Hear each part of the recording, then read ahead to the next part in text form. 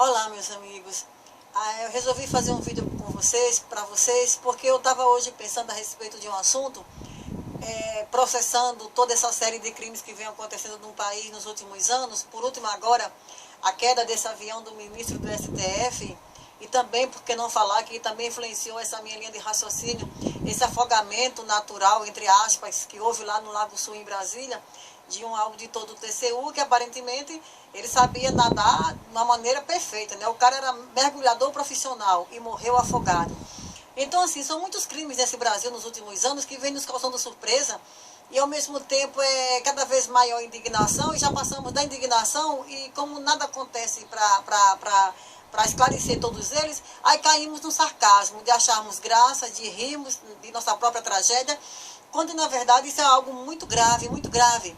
Porque se formos reportar no tempo agora, vamos chegar talvez no primeiro assassinato que começou de maneira muito misteriosa e também terminou de maneira misteriosa, porque oficialmente, até hoje não sabemos exatamente o que aconteceu. Quando eu falo exatamente o que aconteceu, é a respeito da própria justiça se pronunciar, colocar letra por letra, realmente quem foram os culpados, a causa da morte, que foi o assassinato do prefeito lá, Celso Daniel, em São Paulo. Né? Todo mundo é capaz de falar hoje em dia as causas desse assassinato, quem foi, quem são os responsáveis, mas a justiça simplesmente ela silencia sobre esse assunto. E quando você consegue se relembrar agora que a maioria das pessoas envolvidas no processo foram assassinadas, e último agora nesse final de semana, o próprio delegado que abriu o inquérito desse assassinato, ele também foi morto. Então é muito mistério, é muito crime misterioso que você fica assim, porra, não pode ser coincidência, né? Os caras, né, eles perderam completamente o senso de justiça, o senso de respeito às leis, porque eles não têm um pingo de temor pelas leis, e quando eu digo que eles não têm, é porque eles não têm mesmo, tá? Se você imagina que alguém foi capaz de matar, de assassinar o ministro do STF, é porque os caras perderam completamente a noção do sentido da palavra justiça. Eles não têm medo da ação da justiça em suas vidas. E há muitos e muitos anos atrás, eu comentei com vocês em alguns textos que eu fiz aí pelo Facebook, que quando a corrupção entrasse no STF, estaríamos, entre aspas, fodidos, estaríamos, entre aspas, lascados. E talvez quando eu fiz aquele texto naquela época, o STF já estava corrompido e eu não sabia. Porque o STF é a última instância de uma justiça que, quando você se sente injustiçado, quando você acha que todo mundo errou com você, que ninguém foi justo, você entra lá para recorrer em busca de solução, em busca que se faça justiça na tua vida.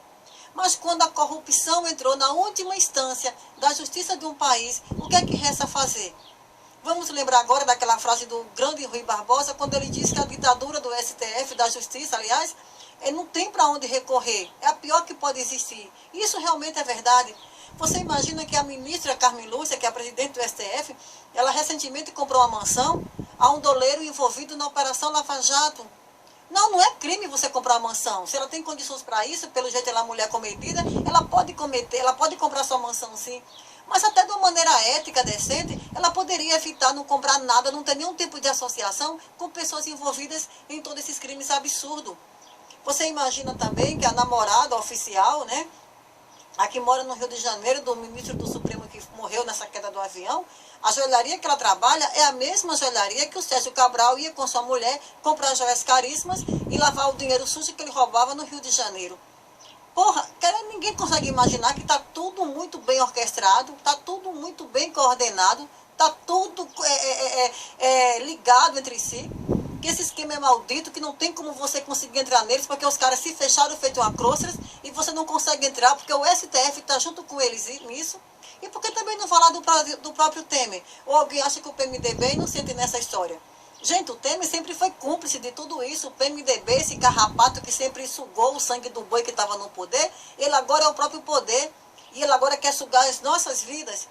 Porque nisso tudinho, nessa corrupção toda, nessa safadeza toda, só quem se lasca é a gente. Porque você imaginar que o ministro do STF, quando ele morreu, com o seu grande amigo empresário, eles estavam partindo para uma ilha paradisíaca com suas amigas lá, usufruindo do bom e do melhor, e sabe quem estava pagando tudo aquilo? Somos nós, que passamos 5 meses pagando imposto nesse Brasil para alimentar essa província de parasitas, encher os cofres públicos de dinheiro para isso. Porque se eu roubar agora uma galinha ou você roubar, vamos de imediato para a cadeia, vamos ser jogadas num presídio aí, apodrecer. Se não tiver um bom advogado, vamos morrer lá entre bandidos da pior espécie, Mas esses caras não. Eles não têm um pingo de medo da ação da justiça, porque eles têm consciência que o próprio STF está corrompido. E o que eu queria falar com vocês em relação a isso ainda mais, foi quando eu lembrei agora de Eduardo Campos, né, que é aquela outra queda de avião também, pseudamente misteriosa. Gente, no dia que o avião do Eduardo Campos caiu, que no outro dia apareceu uma série de histórias, né, de brincadeiras a esse respeito, eu sempre tive minha dúvida. Será que foi um acidente mesmo? Será que não realmente foi um crime ou foi um acidente? Mas eu vou falar uma coisa a vocês. Eu vou dizer a vocês agora o que eu realmente penso a respeito da queda do avião de Eduardo Campos. Eu, Raquel Santana, paraibana, nordestina, ativista social e política, eu tenho certeza absoluta que eles mataram Eduardo Campos, porque aqueles caras morriam de medo que algum presidente chegasse no poder e descobrisse tudo que a Operação Lava Jato vem descobrindo. Porque naquela época o Eduardo Campos ele apareceu como provável vitorioso de uma campanha presidencial que estava apenas começando. O Eduardo Campos era muito carismático, muito conhecido no Nordeste, e com um bom marketing político no Sul, ele conseguiria tirar os eleitores da própria Dilma, do próprio Aécio. O cara teria tudo para chegar à presidência da República. E tendo consciência, vendo tanta sujeira e imundície como eu estou vendo hoje no Brasil, sendo descoberto pela Operação Lava Jato, e as ações das pessoas que tentam impedir essa operação, eu não tenho a menor dúvida que essa turma tem capacidade de matar seu pai, sua mãe, seu filho, desde que seja para livrar as suas peles da ação da justiça e que os nomes deles não sejam realmente publicados como sendo envolvidos em todo esse lamaçal. Eu não tenho a menor dúvida disso, que a queda do avião de Eduardo Campos foi um crime, sim, que eles provocaram isso para que realmente ninguém diferente chegasse ao poder. Só que eles não imaginariam que o impeachment podia acontecer, né? O Temer assumiu, então o que eles puderem fazer para impedir a Operação Lava Jato, não tem a menor dúvida que eles vão fazer. Só que o Temer, os canalhas do poder de Brasília, que estão lá sempre assessorando o Temer, o Renan Calhorda, né? Aquele protozoário do Rodrigo Maia, que ainda bem que ele, do César, do Rodrigo Maia, né? Que ainda bem que ele foi proibido agora de disputar a reeleição da Câmara, o Jucá, quantos outros estão sempre lá perto do Temer, aqueles canalhas têm que se lembrar que o povo brasileiro agora está atento, que mexer com a Operação Lava Jato, que mexer com o juiz Sérgio Moro, é mexer com o povo brasileiro. Nós pedimos o impeachment de uma presidente notoriamente ilegal, corrupta, porque queríamos realmente um Brasil melhor e diferente. E tínhamos certeza que a Dilma mereceu o impeachment que ela levou. Sabemos que tem grupos no Brasil que participaram da campanha de ir para a rua, de pedir impeachment, que se venderam ao atual sistema de coisas. Que hoje em dia, dependendo de onde apareça a corrupção, eles se calam. É por isso que eu me separei de muitos grupos que eu participava a nível nacional, porque eu sabia que lá tinha a mesma sujeira, a mesma imundice que eu tentava combater e nunca me arrependi quanto a isso. Mas isso é problema dele. A história tratará de colocar cada um no seu lugar. O que eu tenho consciência é que, assim como eu, milhões de brasileiros por todo o país participaram pelo impeachment, participam contra a corrupção até hoje, de maneira livre, apartidária, porque simplesmente sonham com um país melhor.